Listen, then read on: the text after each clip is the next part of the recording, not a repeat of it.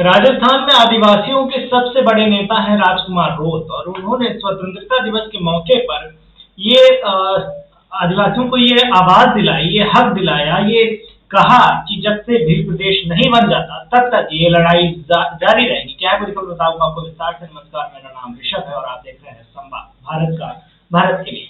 राजकुमार रोत जब भाषण दे रहे थे तो उसमें उन्होंने कहा कि जब तक हमारा भील प्रदेश नहीं बन जाता तब तक शायद आदिवासियों को उस तरीके की स्वतंत्रता नहीं मिल पाई है। भले ही हमारा देश आजाद हो गया है, पर आजादी तभी मिलेगी जब भील प्रदेश बन जाएगा।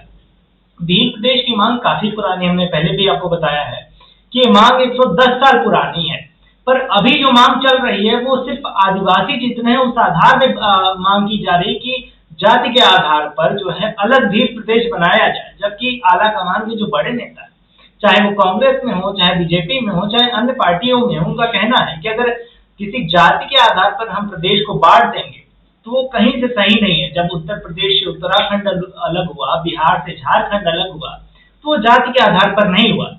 और हम क्षेत्रफल की दृष्टि से अगर देखें तो राजस्थान सबसे बड़ा प्रदेश है, पर क्या किसी जाति के आधार पर प्रदेश को बांट देना सही है? इसको लेकर हनुमान बेनीवाल जो आदिवासियों को लेकर आवाज उठा रहे थे, किरोड़ी लाल मीणा, उन्होंने भी आदिवासियों को लेकर आवाज उठाई, पर उन्होंने ये नहीं कहा कि भील प्रदेश जो है बनेगा।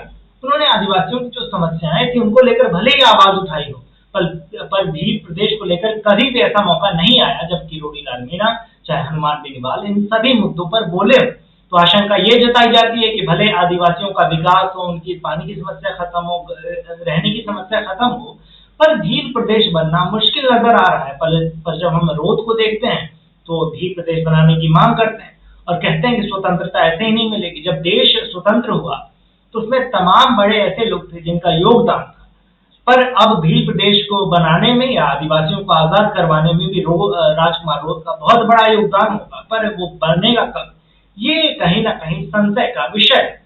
क्योंकि जब तक भील प्रदेश नहीं बन जाता तब तक राजकुमार रोत ने कहा है कि हम अपनी आवाज ऐसे ही मुखर करते रहेंगे, पर भील प्रदेश बनेगा कैसे? जब बड़े नेताओं की नाराजगी दूर होगी तब। किरोड़ी लाल मीणा को हमने देखा, उन्होंने समस्या सुनी, उनके पास गए, पानी की दिक्कतें सबने बताई, उसको सुलझाने की कोशिश भी की गई, पर भी वहां पर भील प्रदेश की मांग की कोई खबर नहीं चली। अगर भील प्रदेश की मांग की जो खबर चलती है वो चलती है सिर्फ और सिर्फ राजकुमार रोत के पास, और रोत आवाज अपनी सिर्फ संसद तक रखेंगे।